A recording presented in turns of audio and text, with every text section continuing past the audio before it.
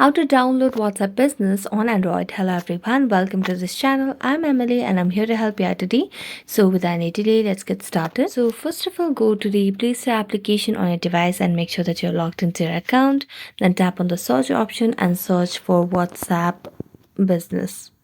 So here's this application that you can install. So just tap on install and wait until you get it installed on your device. So just make sure that you have the stable internet connection on your device, and if not your Wi-Fi connection, you can switch to a cellular data as well.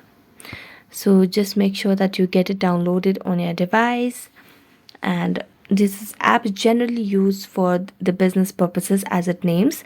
So not for personal purposes, but generally for the professional and business purposes, this WhatsApp Business is used. So you can just go to the home screen, or you can directly open up on WhatsApp Business application over here. As you tap on it, it will lead you to the home screen, which will look something like this, for which you just need to tap on agree and continue. And here you just have to mention your phone number over here in order to start with it. So you just have to mention your phone number and then tap on next, and you'll be able to create a WhatsApp Business account on Android. So thanks so much for watching this video. See you next time.